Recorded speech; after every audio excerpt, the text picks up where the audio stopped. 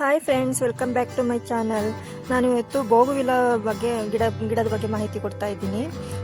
ಬೋಗುವಿಲ ಯಾವ ರೀತಿ ಎಲ್ಲ ಬೆಳೆಸ್ಬೋದು, ಯಾವ ರೀತಿ ಕೇರ್ ಮಾಡಬೇಕು ಅನ್ನೋದ್ರ ಬಗ್ಗೆ ಎಲ್ಲ ಹೇಳ್ತಾ ಇದ್ದೀನಿ. ನನ್ನ ಚಾನಲ್ನ ಯಾರಾದರೂ ಸಬ್ಸ್ಕ್ರೈಬ್ ಮಾಡದೆ ನೋಡ್ತಾ ಇದ್ದರೆ ದಯವಿಟ್ಟು ಪ್ಲೀಸ್ ಸಬ್ಸ್ಕ್ರೈಬ್ ಮಾಡ್ಕೊಳ್ಳಿ.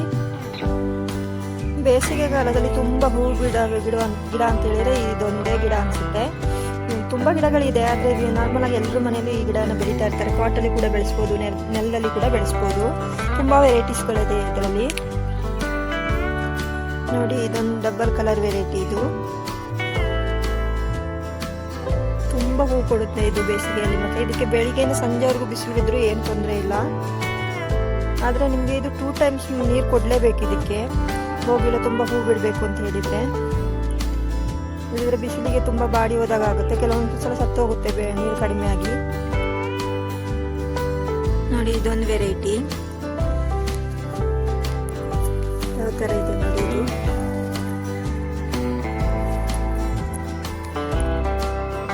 ಬೋಗುವಿಲ್ಲಾಗೆ ಮುಖ್ಯವಾದ ವಿಷಯ ಏನಂದರೆ ತುಂಬ ಬಿಸಿಲು ಬೇಕು. ನೀವು ತುಂಬ ಬ್ರೈಟ್ ಲೈಟಲ್ಲಿ ಇಟ್ಟರು ಏನು ತೊಂದರೆ ಇಲ್ಲ. ಇದಕ್ಕೆ ನೀರು ಮಾತ್ರ ಕೊಡ್ತಾ ಇರಬೇಕಷ್ಟೇ. ಇದು ಬೇಸಿಗೆಯಲ್ಲಿ ಎನಿ ಟೈಮ್ ಹೂವಾಗುತ್ತೆ. ಮತ್ತು ನೀವು ಒಣಗಿರೋ ಹೂಗಳನ್ನೆಲ್ಲ ಕಟ್ ಮಾಡ್ಕೊಳ್ತಾ ಇರಬೇಕು. ನೋಡಿ, ಈ ರೀತಿ ಒಣಗಿರುತ್ತಲ್ಲ ಹೂವನ್ನೆಲ್ಲ, ಈ ಥರ ಎಲ್ಲ ಕತ್ತರಿಸಿ ಇದನ್ನ ಕಟ್ ಮಾಡ್ಕೊಂಡು ತೆಗೆದುಕೊಳ್ಬೇಕು.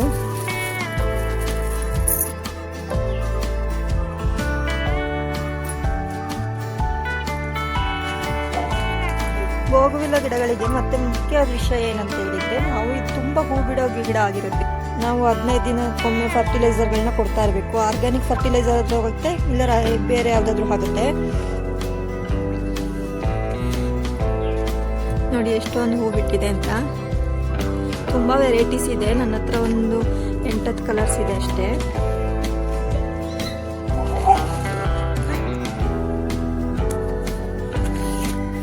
ನೋಡಿ, ಇದೊಂದು ಕಲರು ಎಷ್ಟೊಂದು ಹೂ ಬರ್ತಾ ಇದೆ ನೋಡಿ. ಹೀಗಾಗಿ ಇದು ಇಷ್ಟು ಟೈಮ್ ಇಲ್ಲಿ ಬಿಸಿಲು ಇರಲಿಲ್ಲ, ಈಗ ಬಿಸಿಲು ಬರ್ತಾ ಇದೆ. ಹಾಗಾಗಿ ಈಗ ಹೂ ಬರ್ತಾ ಇದೆ.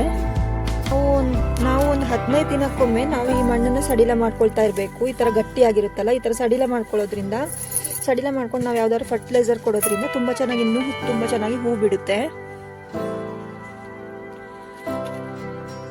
ಈ ಹೂಗಳನ್ನ ನೋಡ್ಲಿಕ್ಕೆ ಒಂಥರ ಖುಷಿ ಆಗುತ್ತೆ. ಯಾಕಂದ್ರೆ ತುಂಬ ಹೂ ಬಿಡುತ್ತೆ, ಒಂದೆರಡು ಹೂ ಬಿಡೋದಿಲ್ಲ, ಫುಲ್ಲು ಹೂ ಬಿಡುತ್ತೆ. ಇದರಲ್ಲಿ ಸಿಂಗಲ್ ಪೆಟಲ್ಸ್ ಇದೆ, ಮತ್ತು ನೋಡಿ ಈ ರೀತಿ ಮತ್ತೆ ಥರ ಇದೆ ನೋಡಿ, ಡಬಲ್ ಪೆಟಲ್ಸ್, ಈ ಥರ ಎಲ್ಲ ಇದೆ ಇದರಲ್ಲಿ ವೆರೈಟಿಯಾಗಿ.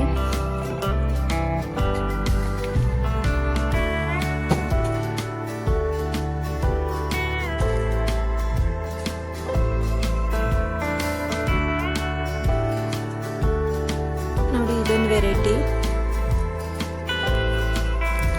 ನಾವು ಈ ಒಣಗಿದ ಹೂವು ಆಗಿದ ನಂತರ ನೋಡಿ, ಈ ಥರ ಒಣಗಿದೆ ಅಲ್ಲ, ಇದನ್ನು ಇಲ್ಲಿಂದನೇ ಕಟ್ ಮಾಡ್ಕೊಳ್ಬೇಕು. ನಾನು ಇದು ಪೂರ್ತಿಯಾಗಿ ಒಣಗಲಿಲ್ಲ, ಹಾಗಾಗಿ ನಾನು ಕಟ್ ಮಾಡಿಲ್ಲ. ಇನ್ನು ಈ ಕಟ್ ಮಾಡಲಿಲ್ಲ ಅಂತ ಹೇಳಿದರೆ ನಿಮಗೆ ಬೇರೆ ಹೊಸ ಚಿಗುರು ಬರೋದಿಲ್ಲ.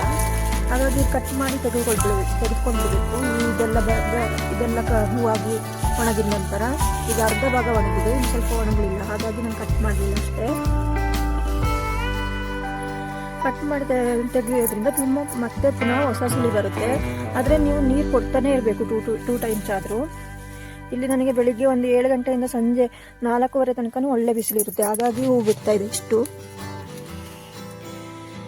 ಮತ್ತು ಇದ್ರ ಕಟ್ಟಿಂಗ್ಗಳನ್ನ ನಾವು ಮಳೆಗಾಲದಲ್ಲಿ ಎಲ್ಲ ರೆಡಿ ಮಾಡಿ ಇಟ್ಕೊಳ್ಬೇಕು. ಮಳೆಗಾಲದಲ್ಲಿ ಇದು ಹೂ ಬಿಡೋದೇ ಇಲ್ಲ. ಇದು ಬಿಸಿಲಿದ್ರೆ ಬಿಡುತ್ತೆ, ಆದರೆ ಮಳೆಗಾಲದಲ್ಲಿ ಬಿಸಿಲು ಇರೋದಿಲ್ಲ ಅಲ್ವಾ, ಹಾಗಾಗಿ ಬೇಸಿಗೆಯಲ್ಲಿ ಮಾತ್ರ ತುಂಬ ಹೂ ಬಿಡುತ್ತೆ. ಮತ್ತೆ ಇದರಲ್ಲಿ ತುಂಬ ಹಣ್ಣಾಗಿರೋ ಎಲೆಗಳೆಲ್ಲ ಇದ್ರೆ ನಾವು ಈ ರೀತಿ ತೆಗೆದು ಬಿಡಬೇಕು. ಇದನ್ನ ಈ ರೀತಿ ಎಲ್ಲ ತೆಗೊಳ್ತಾ ಇರಬೇಕು, ಕ್ಲೀನ್ ಮಾಡ್ಕೊಳ್ತಾ ಇರಬೇಕು.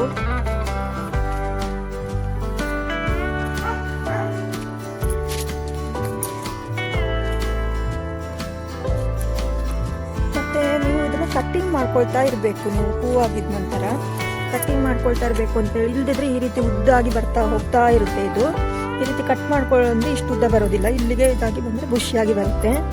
ಕಟ್ ಮಾಡ್ಕೊಳ್ಳೋದು ಕೂಡ ತುಂಬ ಇಂಪಾರ್ಟೆಂಟ್ ಆಗಿದೆ ಇದರಲ್ಲಿ.